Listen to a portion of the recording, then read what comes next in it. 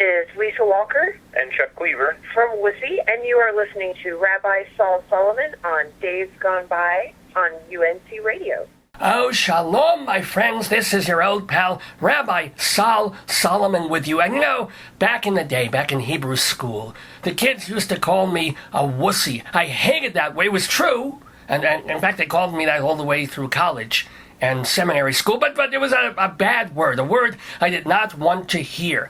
So it would take quite a lot for me to like something with that name. Well, what do you know? A band comes along out of Cincinnati, Ohio, that calls itself Wussy, and they are so good, and the songs are so catchy and brilliant and heartfelt that I can't help but love this band, a band that's no less than Robert Christgau, the so-called Dean of American Rock Critics, has labeled as giving the #1 album at one time and being one of the best bands in all of America. I happen to agree. So I'm amazed that with us in the neighborhood today are the leaders of the band, Chuck Cleaver and Lisa Walker of Wussy. You can see them live in Denver on June 22nd over at the Moon Room. They'll also be back in New York at the Bowery Ballroom on July 10th. But for now, they're with us right here on the phone. Shalom, Chuck and Lisa.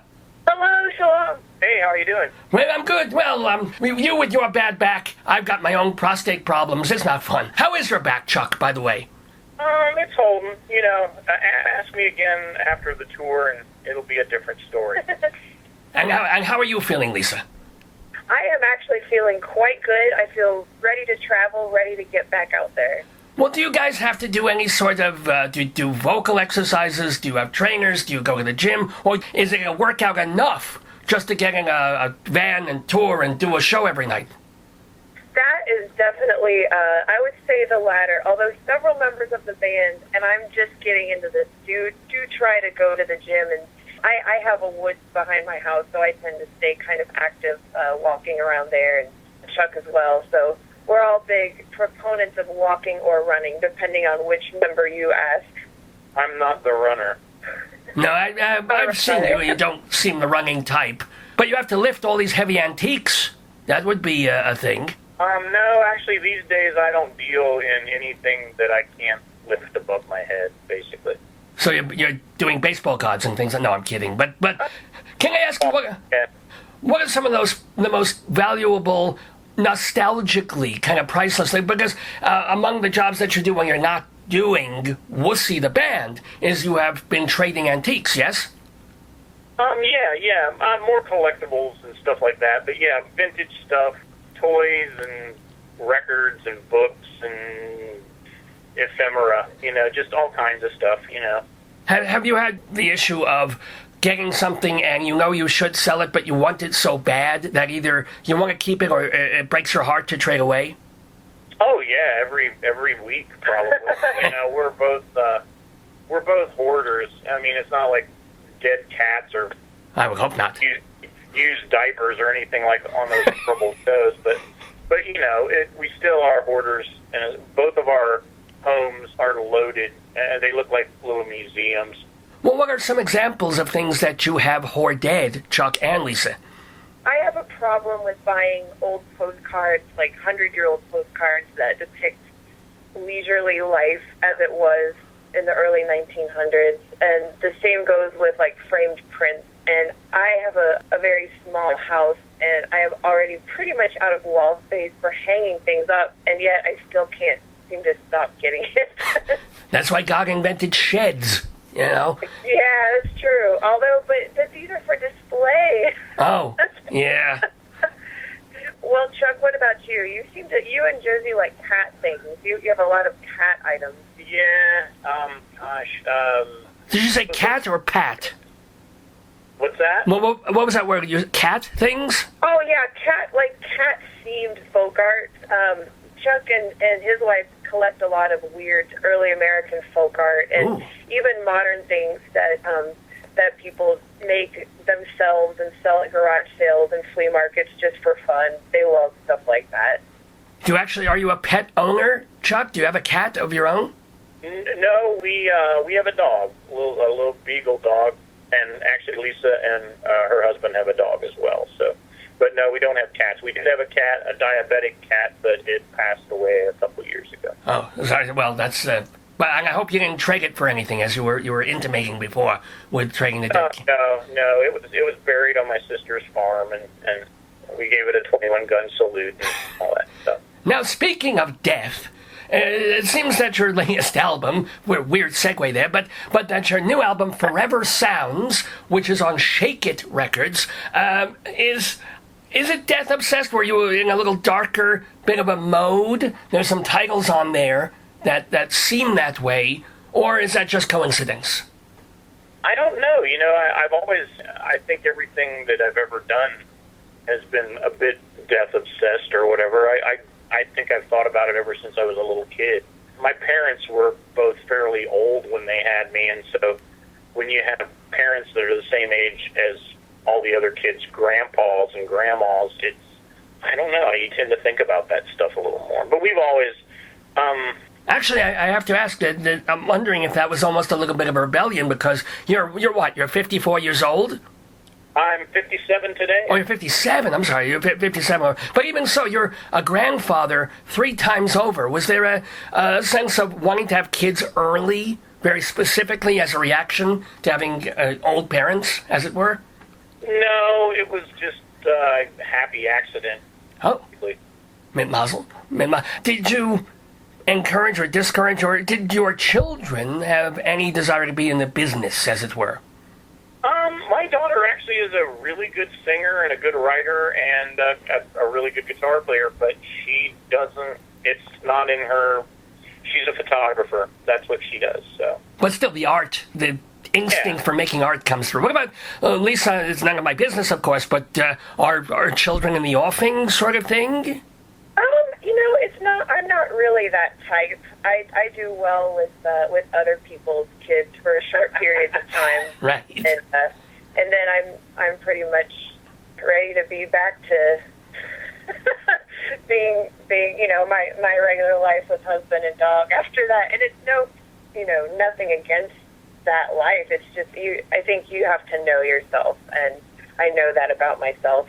Hang out with my grandkids. I love kids. I just don't know that that's something that is for me personally. But I always enjoy meeting our young fans as well. I'm always very inspired by our baby fans. Baby fans, but we have kid fans now, and I'm always very inspired by that. And so I do find that a motherly instinct sometimes takes over in those situations. I'm always very protective of young people when I meet them or when they look up to us. I find myself feeling like very protective. But so it's there. It's just I exercise it more in just my life and my friends' kids and grandkids and stuff. I asked about Chuck's second job, as it were. Now that you're married, you have the kid, and you've got the records and the band. Are you still waitressing, or is that not anymore needed? I may go back to it. It's been sort of hard to do with our schedule the last few years. We're gone every couple weeks. We're gone and on weekends, always. So it makes it hard for that sort of job where they generally want you to be available and on weekends. So. Although waitering and waitressing is the kind of job that actors get specifically because if they get a part, they can walk away for 3 months or 6 months and then come back and do it.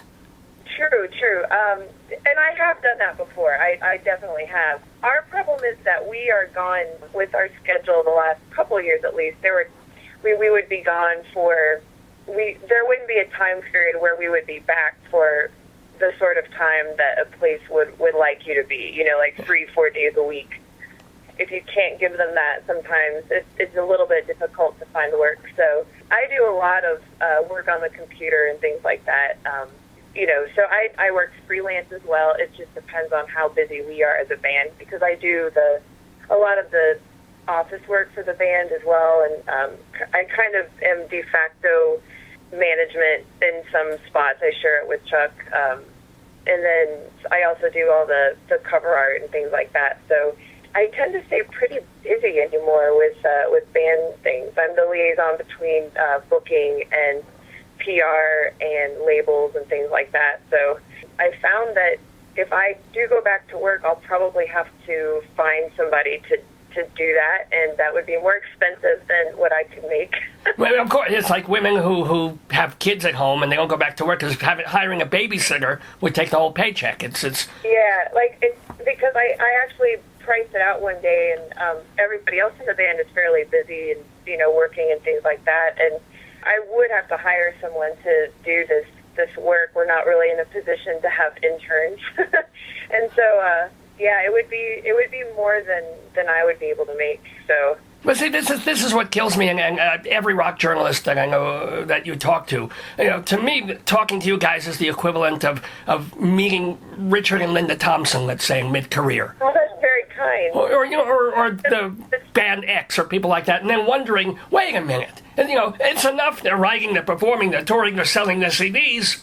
Why are they even sort of sad that they can't get that waitressing job? It's like, wait a minute. I'm not really sad about it. I'll be honest, like, my husband actually helps out a lot, and we live very simply, and so he basically, he looks at it like he believes that I'm doing something important, the same way that if you're married and your spouse is going to college, and like, look, they're not making anything now, but they're working on something really important. And that's exactly how he views the work that we do with the band. So if there's a year where I'm not making much with the band and I'm negative equity on the tax return, that's not that big a deal. We live small, we live within our means. The Midwest is an easy place to do that.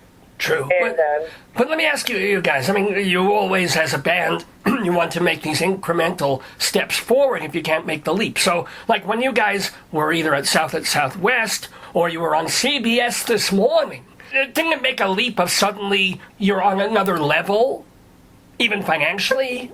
Not like you would think. I do believe that those outlets legitimize you in a way, like in people's minds. To us, we're always the same. We're just the same band making the same songs and, just doing the work like we always have. But to people that you meet, it does legitimize you to them. That does help quite a bit. It can open doors when you're booking a show, when you're trying to sell your CDs and things like that. But it doesn't turn into like an overnight, at least for us. I know for other bands it probably does. But, we're not a young band. We're not somebody's cash cow, really. So, and I'm glad for that. I'm really glad for that because it allows us to remain the way that we are, make the records we do. No one's coming in trying to ask, force us to do something artistically that we wouldn't agree with, or would feel funny about. Well, the era of the major label is almost over anyway. So, but I mean, you can even, if you look at the Decemberists, when there's sort of a surprise, they go from a cult to, oh my God, they've got the #1 album. I mean, that could, hopefully, happen. It should have happened already for you guys.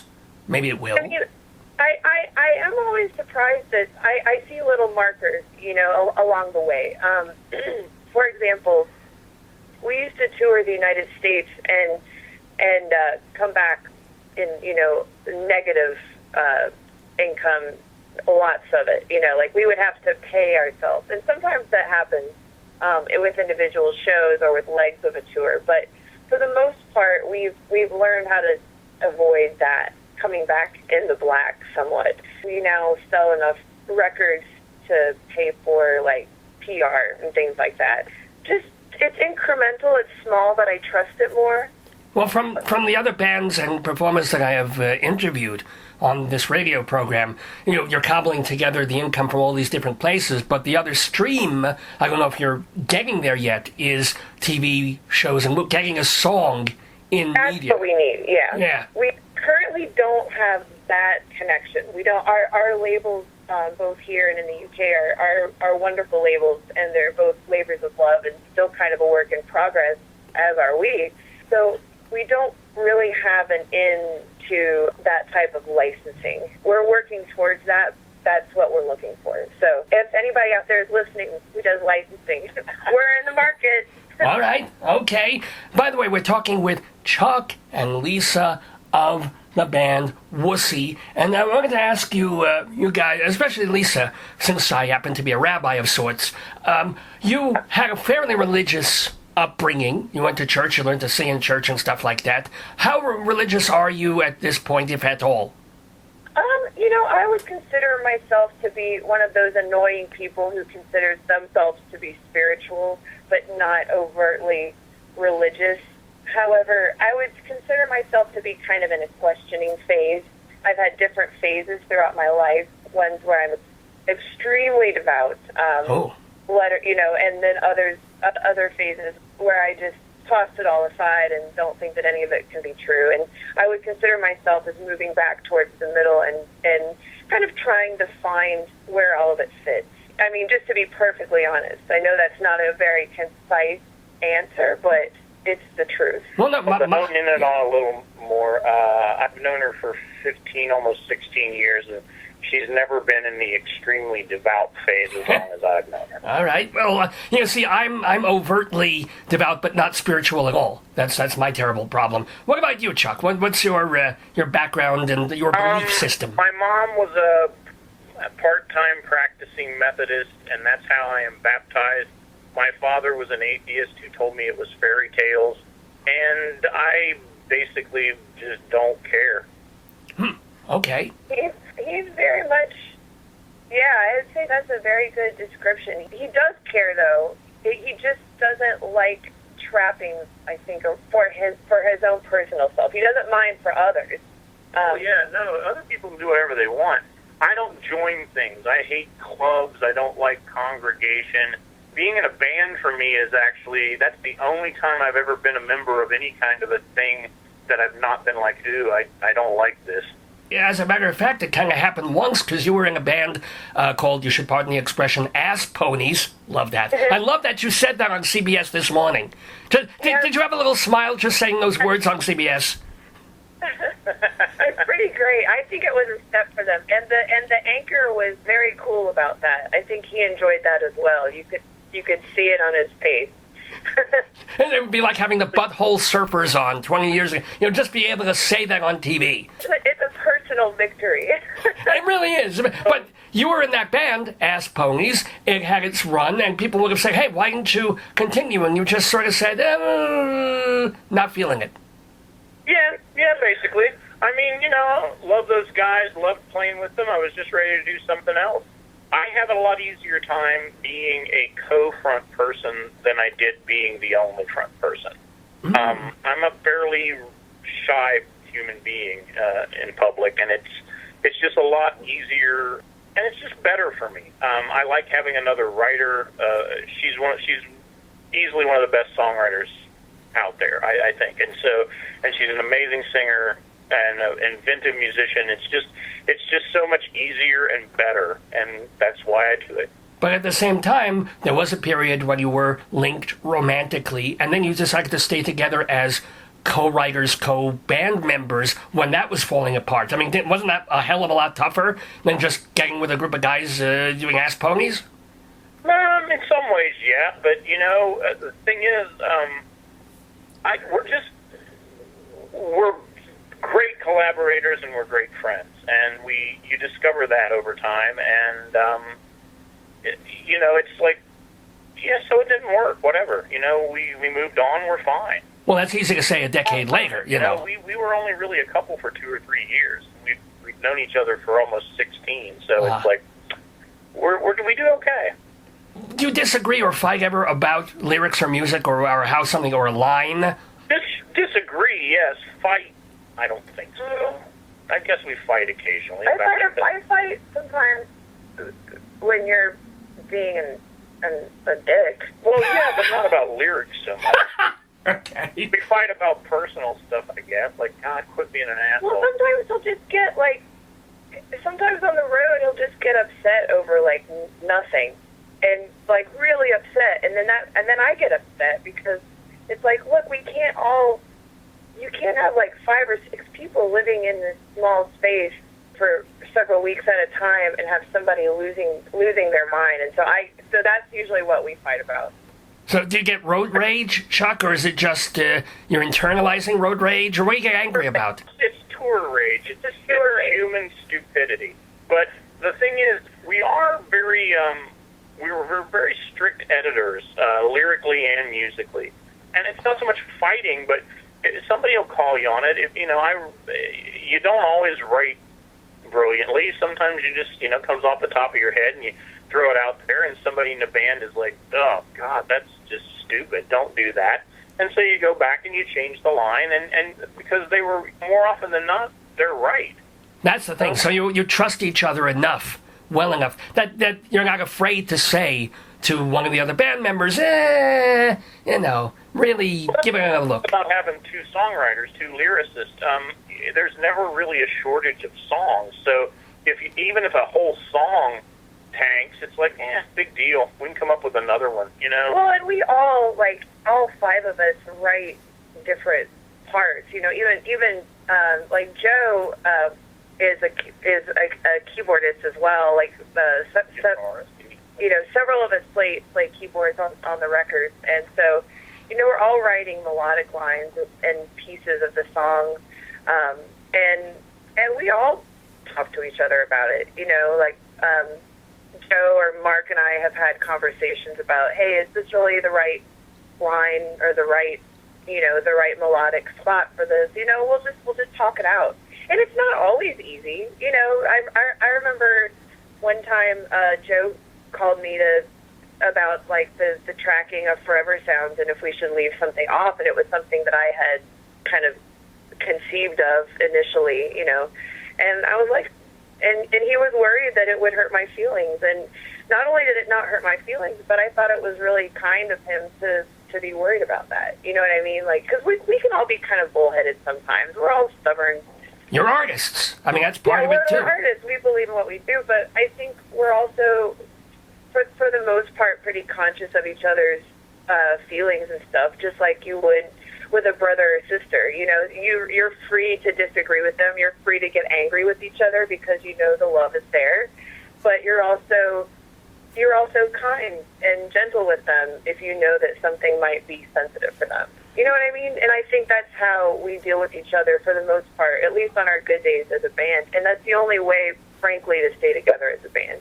You have to have some kindness and gentleness with each other, because you're going to be mean. You're going to get angry sometimes. So that's a given. You have to offset it with, even when you disagree, with a bit of foresight and thought. Wouldn't you say, Chuck? Yeah, and I think if you took a vote, I'm probably the biggest asshole. I don't see that, except when you guys keep saying it. All right, but I don't think so. I mean, I think anybody could be on the given day. I'm a total, complete, and utter asshole. My congregants are every time they review me. John is probably our least assholey member. This is nice. Okay, and who are you might please say the other members of the band? It's only fair to. Yeah. John Earhart is, he plays pedal steel and lead guitar. Joe Klug is our drummer, but on records he also plays, little bits of everything, keyboards, guitar, percussion, synthesizer, whatever's necessary. Mark Meserly is our bass player. He also plays millions of other things, harmonica. Millions. Accordion, keyboards, harmonium, all kinds of stuff. And Lisa. And Lisa. So we hold up the rear. As in a matter of speaking, as it were. You were part of the Ass Ponies. But let me ask you, what about the producing end of it? Who produces and orchestrates, arranges the records? Because that makes a difference, too. It does. We kind of do it all together, to be honest. It's all, certain people take the lead on certain records. So on our prior releases, our main engineer and co-producer was John Curley. Okay. And he was in a band locally, still is, actually, again, called Afghan Wigs. Oh, yeah, of course. Studio here in town. He was actually out with Afghan Wigs on this past record. Not for all of it, but for parts of it. And a lot of the overdubs and the mixing where everything kind of comes to life was actually done by John Hoffman and Jerry Queen. They're in a band called Vacation that's out on tour right now, actually. And they, we just all work together. They essentially become part of the band, and it's this one, it was a 7-8 person team all together, and we each had parts, like there, on there were certain songs where the lead guitar is being played by Chuck, some it's being played by me and John together, dueling. Sometimes the keyboard you're hearing is Joe, sometimes it's me, sometimes it's Chuck.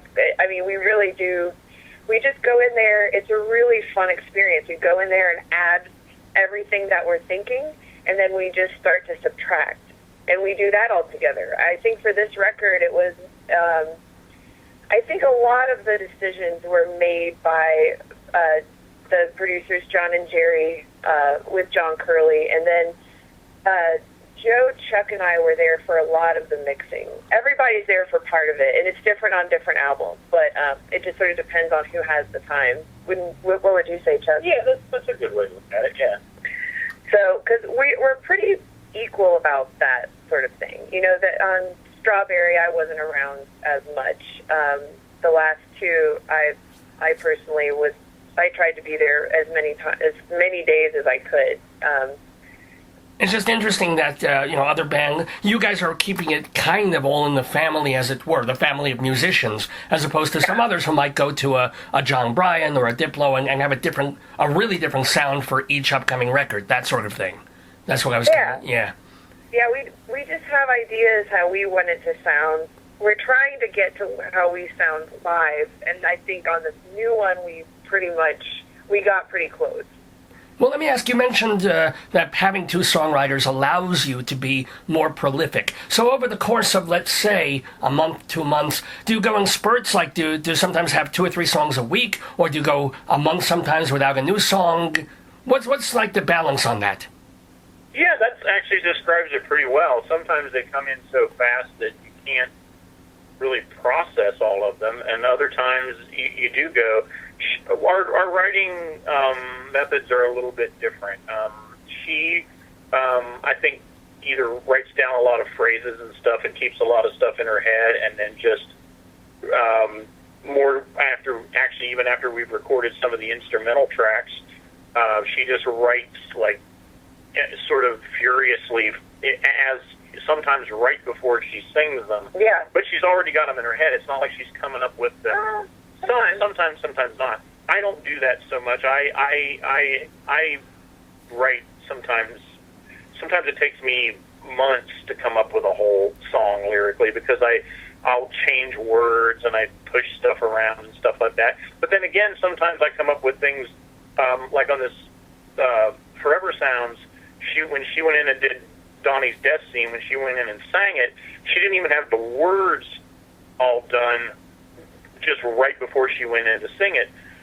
When she went in and did the performance, we were just all blown away. It was just like, Jesus, we gotta, this is amazing. And I went home that night and thought, God, that just made all my songs look like pig shit. I gotta write some more good songs.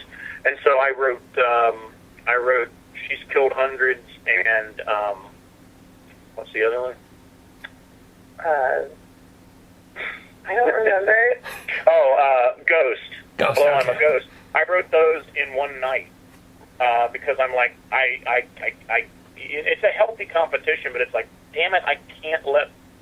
I got to try to write some more, and so we had to go in last minute and record 2 more songs.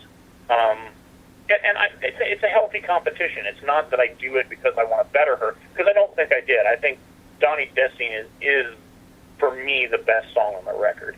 But still, I at least held my own a little more because I felt like some of the songs that we had, we recorded 17 songs for this record and only 11 of them made it. Yes. So 6 of them didn't, and a lot of them were mine because they just weren't up to. They either weren't up to snuff or they just didn't fit the record. Yeah, in 3 years they'll go on the box set. You know that. There you go. That's the way to do it. And they'll come out as B-sides. We'll put them on physical graffiti. Now, let me ask, speaking of great songs, and not the songs that are pig shit, but that are elevated well above pig shit, do you each have a song that you are most proud of having written. I mean, for a lot of Wussy fans, and for me, let's say Airborne, I consider one of the best songs of the last 20 years by anybody. But maybe each of you has a different song that you're most proud of. That's one of the first songs we ever wrote together. And well, Mark has some bits on that as well. Yeah, Mark's got lyrics in that one too. So it's an extraordinary piece of music. It's just thrilling and unhappy and true, and it's great. But maybe that's not your... What are your favorites? I can tell you my favorite of hers is Teenage Wasteland. That song, people are so attached to that song. I will say that's the one I've come to appreciate that one more because of the fan response, especially like going to the UK a few weeks ago and seeing, it's a song about being inspired by music from that island, and going there and seeing that it inspired fans to come out and like having them tell us what it meant to them, that really blew me away. It was like it came full circle for me, and so that has become a favorite for me just because of the way that it's facilitated. I don't know, just all these like wonderful, truly wonderful conversations that I had with people last month over in England and Scotland and Wales. I mean, it really, it's just me telling a story of something that happened, and that it turns out it's a universal feeling, and it, we're all indebted to our heroes, and in that one, it's Pete Townsend. For some people, there's so many of them, you know what I mean? It could be... Shubie Taylor, it could be, for example, yes. Yeah, you really? Wow, that's great. Oh my God, you actually know who I just meant. It's wonderful that you know who that is. Yeah, I love that guy. Schladovit. Oh, Matt, that's wonderful. Now, Lisa, what about your favorite Chuck song? Wow, there's a lot of them. Let me think about this for a second, just because... My favorite song of the one that I probably am the most happy with that I wrote is possibly Beautiful. I like that song. Oh, that's a great song. That is a good one, and that might be my favorite. I have to. Don't Leave Just Now. I like that.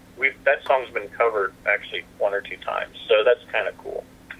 But I don't know. I don't tend to get that attached. I just want to kind of write some more. I like Pretty As You Please, which is a really good Ass Pony song off of their second to last album. It's a really good song.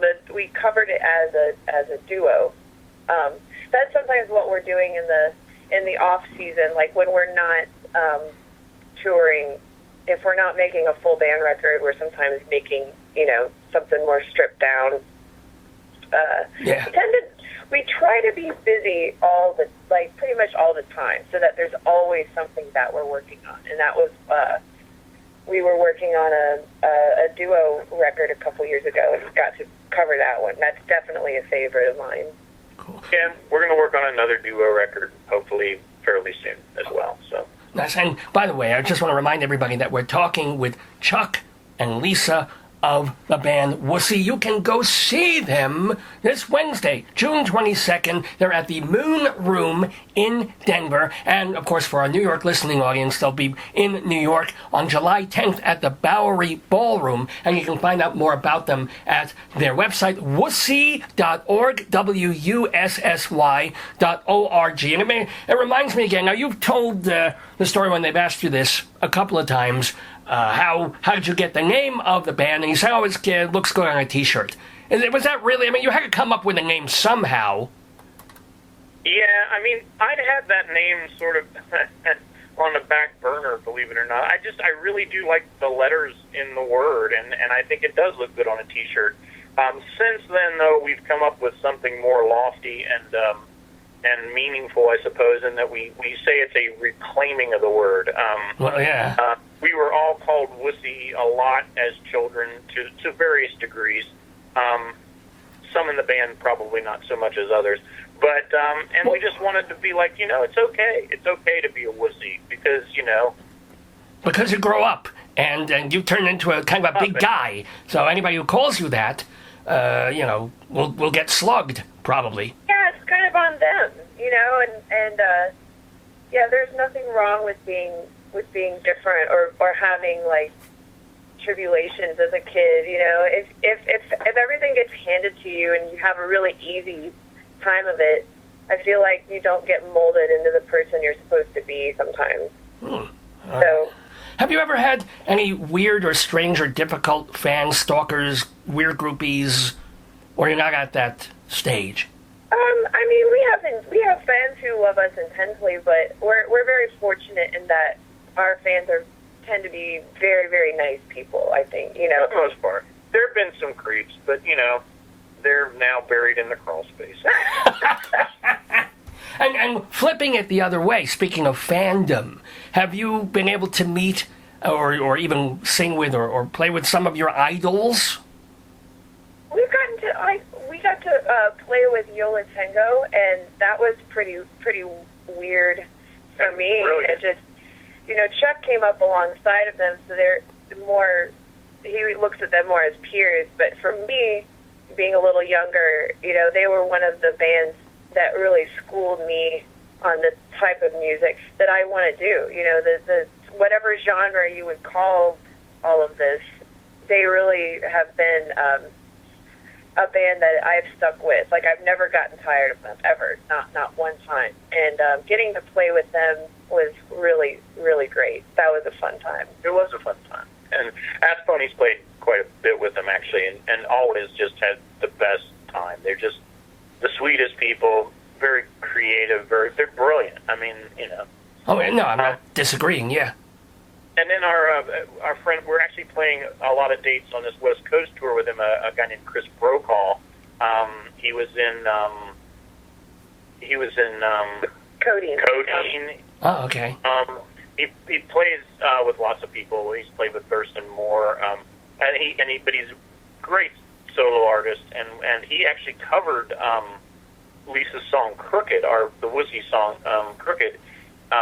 Put it, and it's on a record of his and stuff, and it actually got us in touch with the people that put our records out in Britain, Danley, and we got that through Chris, his cover of "Crooked." They were like, who is this band, Wussy, and it led to that.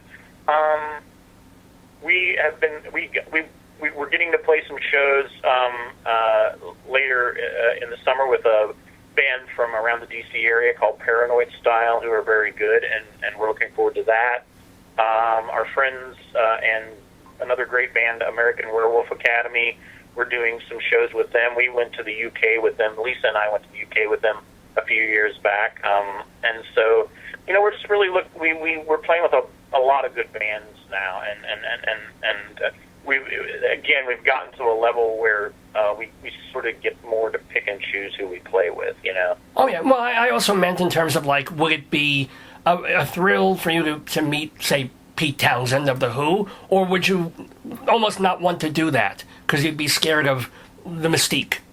Oh, I would meet anybody. Oh, okay. I would meet anybody. I would be I would never want to come off as vulture-y or I would probably be more like one of those kind of people that say, hey, hello, and then just sort of leave. My goal, if I had one, would be, I really like comedy.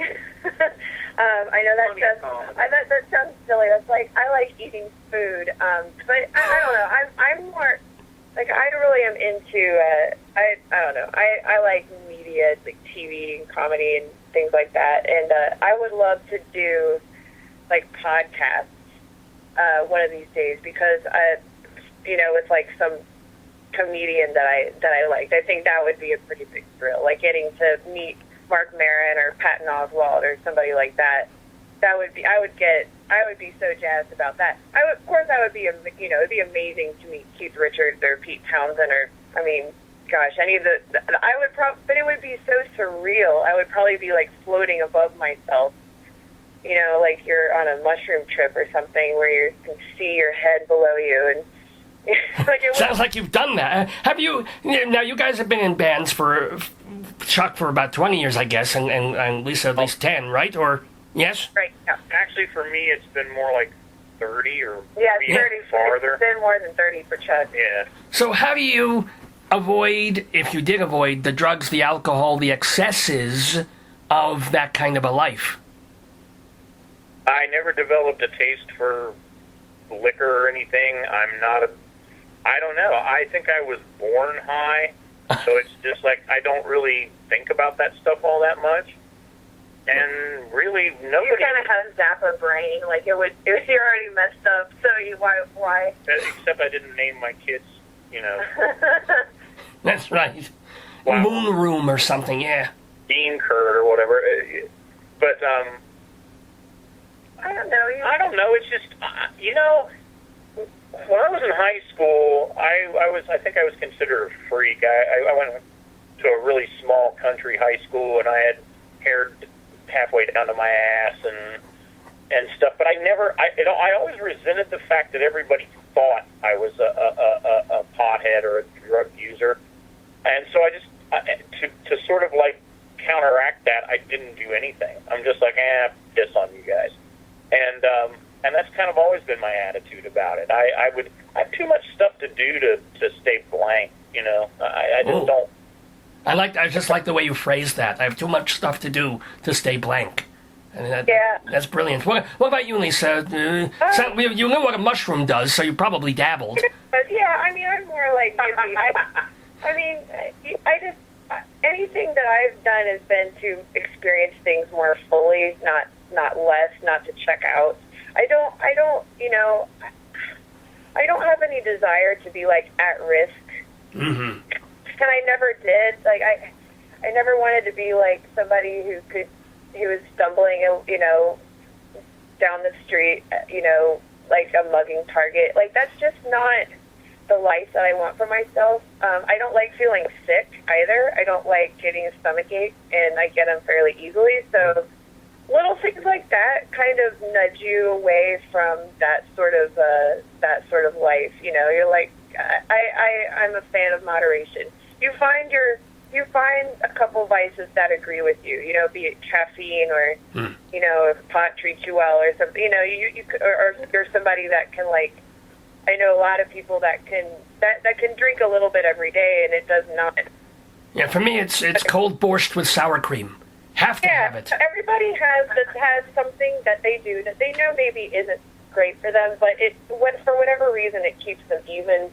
And you're not going off half-cocked, being weird.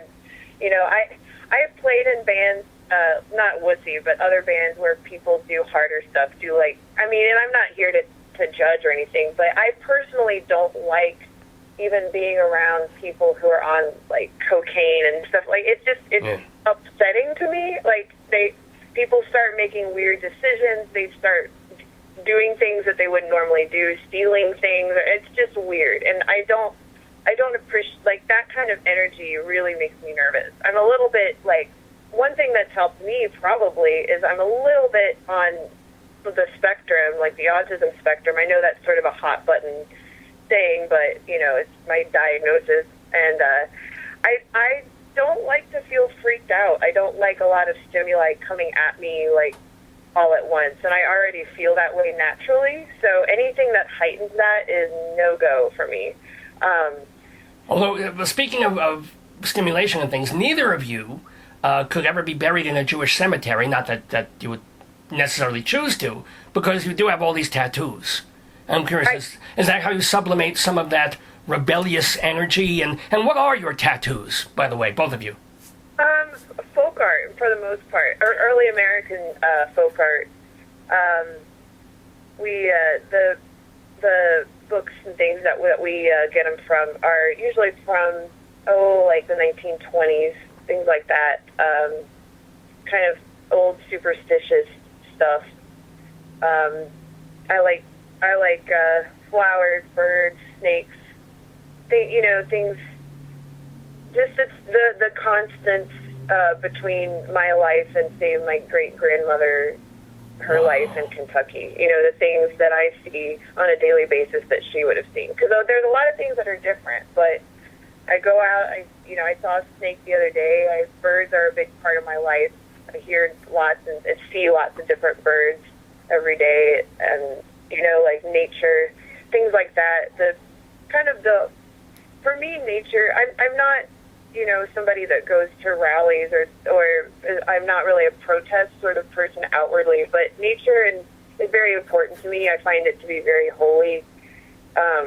It's like the creator, like it's his gift, to us. And for me, nature is the thing that I most want to express. And I don't know. It's something that calms me down. It's the thing where if I'm having a hard time, I just go out into the woods.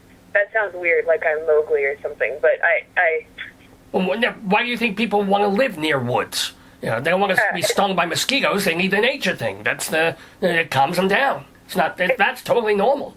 Yeah, and I get to hear pileated woodpeckers like every day. I see cardinals every day. Like I see hawks and hear hawks every day. And that to me is something. At least when I'm at home. When we're on the road, we see different birds. Sure. But nature is the thing that we're most noticing, and it's great to have Mark Messerly, our bassist, along, because he is a really good bird watcher. He knows his species, and Chuck knows a lot about nature, too. He was a natural resources major in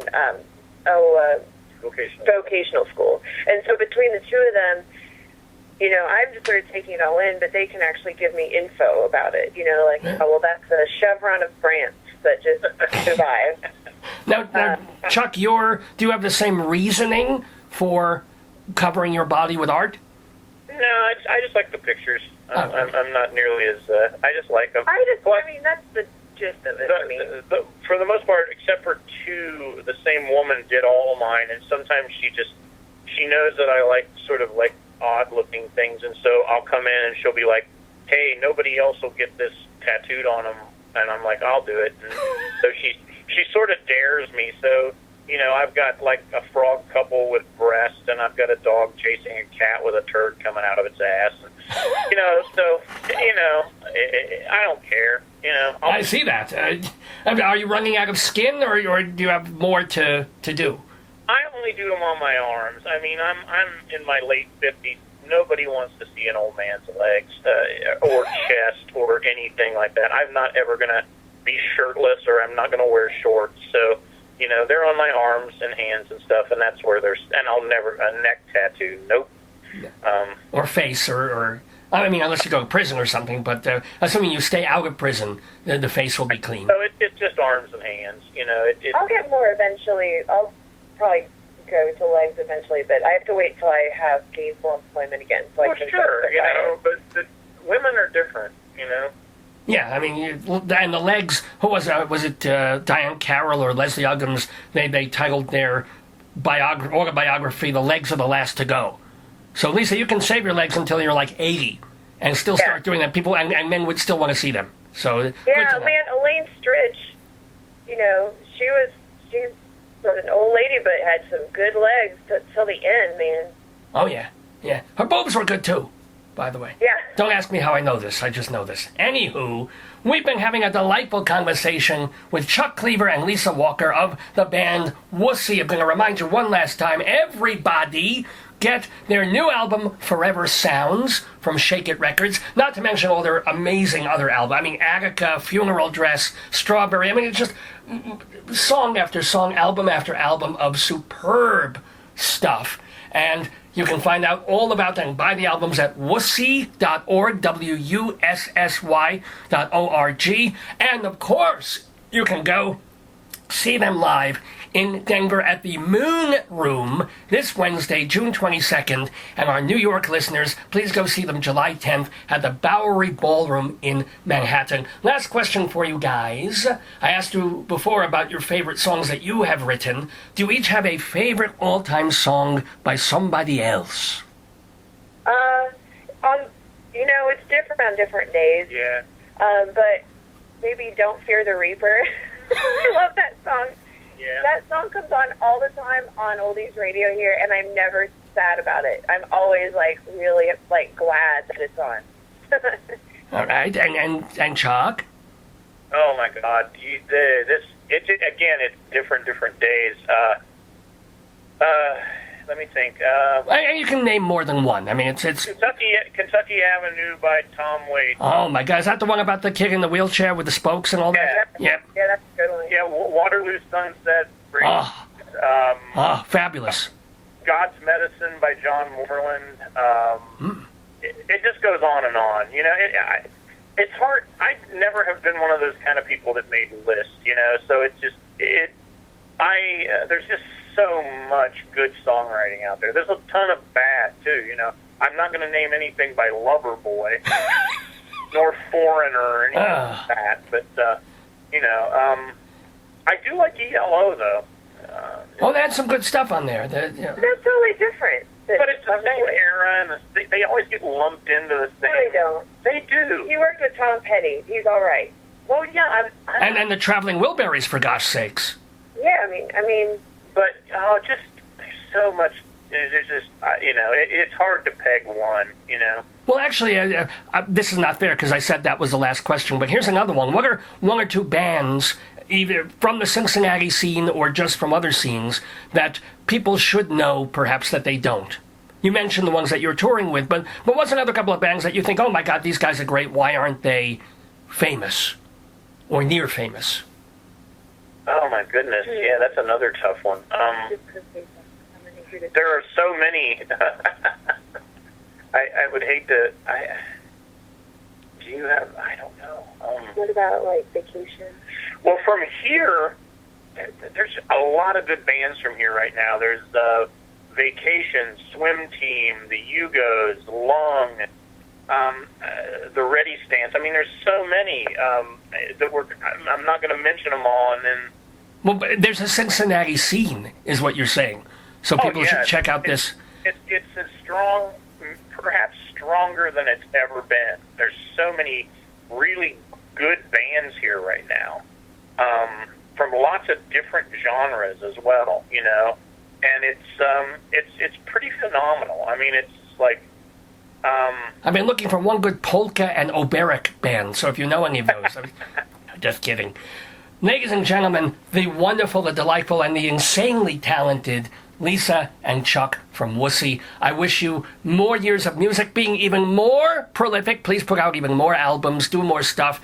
Grace us with your presence another time here in the neighborhood. We would love to have you. That would be great. Thank you, Rabbi. Thanks very much for having us. Wonderful, and shalom to you. Shalom to you, and thank you so much. Take care. Bye-bye now.